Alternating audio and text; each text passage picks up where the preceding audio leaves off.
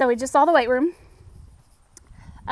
We are going to walk to the front of the building so you can get a better view of the front of the building. Okay.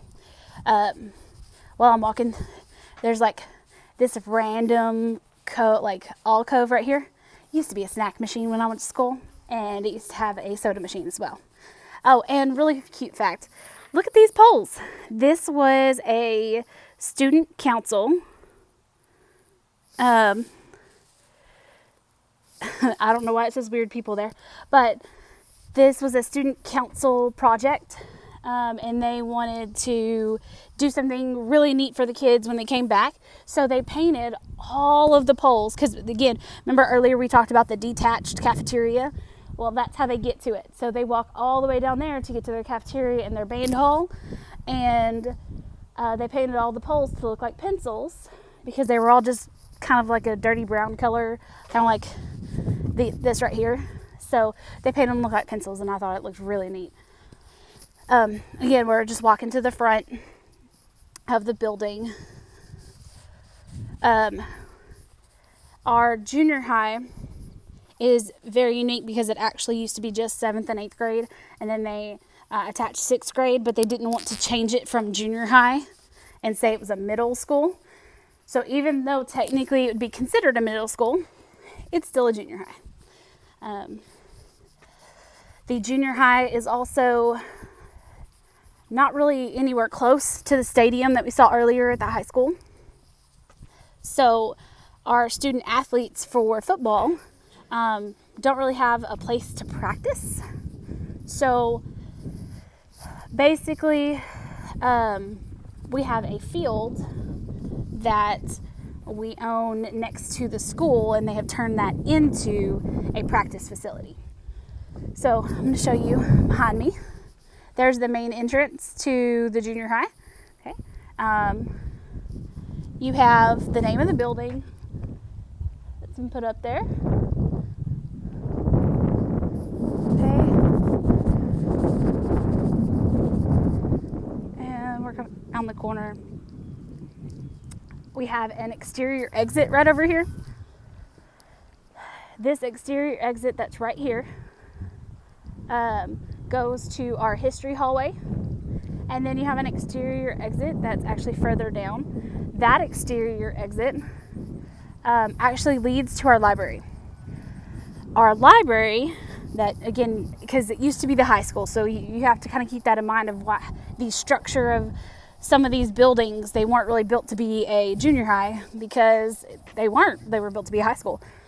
But that entrance to the library, maybe I need to walk more often, I'm out of breath.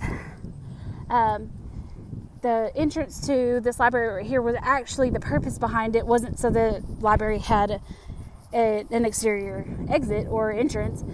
It was because at one point it was being built so that it could become a community library, and it never came to fruition, so it's just an exterior exit now. I know that our new district librarian is looking into the possibility of trying to make it a community library to extend our reading efforts into the community and into our kids. Okay, so behind me, I'm going to show you. I'm going to turn around so it's actually behind me. This right here, as you can see, is that big field that I was talking about. That big field is our junior high practice field, so the kids can practice football and they're not having to be bussed over to that stadium. Doesn't make any sense. So that's where we're at. So today we have walked a lot. Apparently I need to walk some more. But we have seen our primary campus, which houses, again, our Head Start through 2nd grade. Our intermediate campus, which houses our 3rd through 5th grade. And then we just left our junior high campus, and that houses our 6th through 8th grade, and our high school campus is 9th through 12th. Okay, we have the alternative school. I have shown you the maintenance building and the transportation, or the technology building. Transportation building is the only one that's left. That one is gated. You can't really get in. But we do have a small transportation building. We have about 12 routes that run through our area. We have a very large feeder area into our school because we are a rural area, so we have a lot of pasture land. My husband and I myself own 10 acres, and we're not even close to what our neighbors own. Our next door neighbors own 95 acres just by themselves. So we have a lot of farmland around here.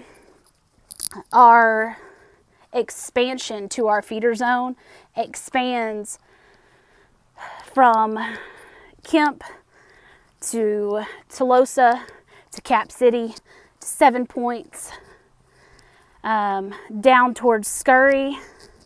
We have a huge feeder area in our zone. Our student body for our district is about 1,632 kids last time I checked. So our student body at each campus is roughly anywhere from 350 to 450 kids, depending on what school you're at. Your primary houses about 432, I believe, is last time I checked, and then the high school is about 454. Junior high is actually sitting really low on enrollment right now, and I think that has to do with COVID and everything. They're about 382. Usually they're about 417. Intermediate school is at 340. So again, their enrollment is a little bit low as well, at least lower than normal. The alternative school, which is my school, has a really high enrollment right now because we have a lot of kids that they don't want to spend their senior year in COVID, so they have transferred over to Kemp Academy so that they're just done with it and they don't have to worry about it anymore. So our enrollment is up from 17 to 30, which doesn't seem like a whole lot, but when you only have one classroom, that's Kemp Academy, it's quite a few kids in one classroom. And then our DAP enrollment is really down right now, which is great, but we've just brought back all of our students. So I expect that to get a lot higher pretty quickly. Other than that, this is Kemp ISD. I hope you enjoyed the tour.